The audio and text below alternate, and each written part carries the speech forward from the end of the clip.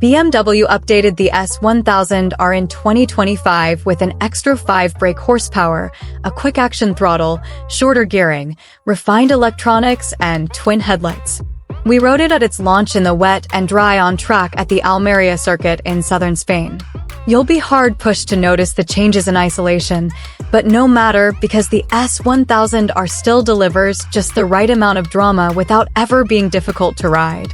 It still dishes out brain-shredding acceleration when you open the tops.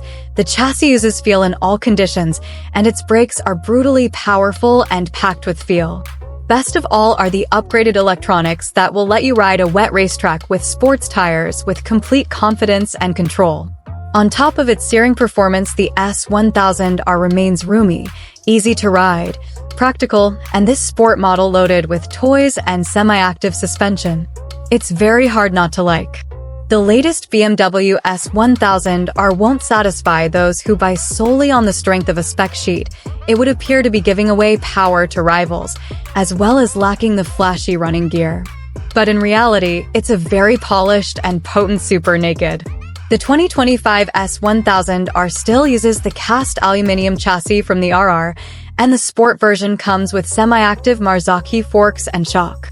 It's a superb setup that gives you lots of feedback in the wet with the suspension softened off in rain mode and maximum support and stability for pushing on in the dry. It's every inch of firmly set super naked, but plusher and more compliant than the stiffer, more serious and aero-heavy M1000R. That adds up to a more fun and forgiving ride, especially on the road. Brakes hiss with stomach-churning power and feel, while standard Bridgestone S22s offer impressive grip, wet or dry. A new electronic braking control system, which works alongside the R's mechanical slipper clutch, keeps things under control under rapid deceleration. It's particularly useful on a wet track with road tires where it would be easy to back and off the throttle as weight transfers to the front of the bike. The rest of the rider aids get M1000R inspired settings that are nothing short of excellent, from its smooth anti-wheelie to the accuracy of the sports up/down quickshifter. The traction control that works away quietly in the background to keep you safe, even when the rear gets fruity on a drying Almeria track. The frame relies on the engine to provide structural rigidity, yet both elements and ancillaries like the exhaust, swing arm, subframe are all lighter. The whole bike weighs a claimed 199 kilograms, joint class leader with the Triumph Speed Triple 1200 RS.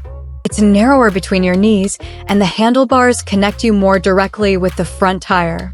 They're adjustable for 10 millimeters more forward reach from standard position, too. Suspension. The rear shock in particular has a larger damping piston for better control, and the DDC semi-active control option pulls data from a new IMU and acts upon refined settings to increase ride comfort as well as control. It's made the S1000R much more agile, more dynamic. The previous model was a bit staid and safe by comparison, and easier to control at town speed. Extra steering lock has reduced the turning circle by 1.5 m too. High-speed direction changes are just as easy as threading through a jam to the front of the queue. On a circuit, it's as capable as you could wish from a road bike, yet easy to ride. Ground clearance, grip, electronic rider aid intervention, stability, feel, you name it, it's more than good enough, with the exception of the brakes, which are even harder to apply with any precision when you're in the upper reaches of fifth gear. Compared to most European super nakeds, including BMW's own M1000R, the S1000RS power figures still don't jump out at you. The outgoing model, with its shift camless S1000RR engine made just 163 brake horsepower, and for 25 it produces an extra 5 brake horsepower, thanks to reshaped inlet ports and revised mapping. But in the real world, that's still a boatload of power. Most of our Almeria laps are wet, and even in rain mode with its softer throttle response, it still rockets out of corners and makes short work of its long back straight. As the circuit dries and we ramp up the riding modes, the BMW accelerates even harder, but never it's too much to control, and that has always been the joy of the S1000R. First used on the homologation special M1000RR, the 2025 S1000R M1000R and S1000RR all get its quick-action throttle. The electronic twist grip now rotates 58 degrees, rather than 72, making it easier to get to full throttle with less wrist movement. It saves you time and effort on the track, but its advantages will be far less at road speeds where you barely turn the throttle tube with so much power on tap. It's quicker to get the throttle fully shut from flat out, too. Traditionally, a quick-action throttle is a one-way ticket to more instant and aggressive power, which you don't always want when you need finesse, but thanks to the BMW's friendly mapping, you can have your cake and eat it. To give the S1000R even sharper acceleration, the gearing has been shortened by one tooth on the rear sprocket to give a 1746 final drive. It isn't a big change, but enough to give the BMW an extra dash of urgency. As before, it's impossible to use all the revs in the first 3 gears without bumping into the wheelie control anyway or sending the front wheel skywards with the electronics switched off. It does help the BMW pull harder in the upper gears, though, and you need all the assistance you can get at high speed on a naked, not to mention neck muscles like a birthday cake. Now the S1000R delivers the perfect amount of thrust for maximum fun and control. Giving motorcyclists what they think they want is fraught. After all, decades of sports bike buyers shouting more, faster, lighter has resulted in bikes so focused, few actually buy them. Super nakeds have provided some antidote to that, but those two are increasingly close to sport bikes in terms of technology and performance. Aprilia's Tuono V4 and Ducati's Street Fighter V4 in particular. They're sports bikes by any other name. If you've built a naked street bike so fast that downforce from wings provide a measurable benefit, that's a sign you've gone too far. BMW took a similar route to creating the S1000R from the S1000RR Superbike. The frame, swing arm, suspension, and engine are the same in general, with detailed changes to suit the different usage. The 2 previous generations have remained at least 25 brake horsepower short of the sports bike in output though, with more mid-range, whereas the Italians favor less differentiation. It may satisfy keyboard experts who demand unadulterated sports bike thrills with flat handlebars, but relatively few are sold. The new S1000R may appear to have gone down that path. It has again taken its major componentry from the latest generation of RR, which packs over 200 brake horsepower at the wheel with more intense focus than ever. Refreshingly, it hasn't, and peak power remains the same as the old model, 165 brake horsepower. The S1000RR uses shift cam technology, which provides 2 camshaft lobes for each valve, one with reduced lift for low RPM torque and combustion efficiency to satisfy Euro 5. Another that is engaged at 8,000 RPM to feed the motor's hunger for fuel and air up to 14,000 RPM.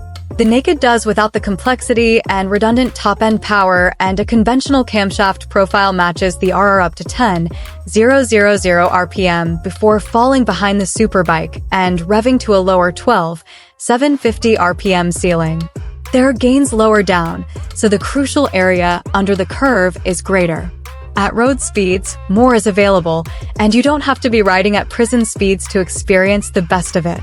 It proves to be everything you'd expect from an S1000 derivative: grunty, urgent with a flat power curve, and flawless throttle response. The first 3 gears haven't changed, but 4th to 6th are all taller, even compared to the S1000RR. The broad torque spread allows a wider ratio spacing. You rarely need to stab it down to get the response you need, and if you want to kick back and cruise, the RPM drop right down for reduced consumption and vibes. Which is just as well. Unpleasant high-frequency vibes have plagued the S1000 series for years, and they're not resolved here. Hold it above 7,000 RPM for too long, and your fingertips won't appreciate the buzzing they're subjected to. But 70 miles per hour in top requires just 4,000 RPM, and creeping up a bit more for a brisk but not Mickey-taking motorway still keeps it running at around 5,000 RPM. The 2021 BMW S1000R is based heavily on the fully faired S1000RR Superbike.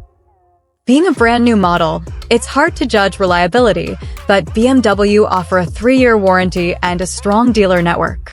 What's more, our owner's reviews of the current RR Superbike reveal 5-star ratings for reliability, meaning you shouldn't have anything to worry about. And finally, our 2021 long-term test of the BMW S1000R didn't highlight anything too concerning from a reliability standpoint.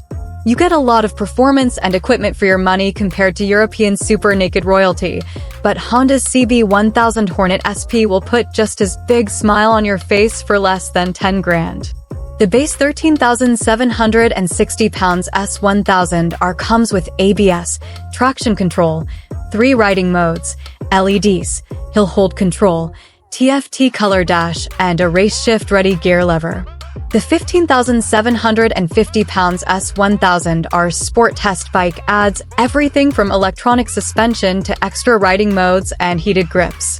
Our test bike is fitted with extras, adding to the price, £17,540.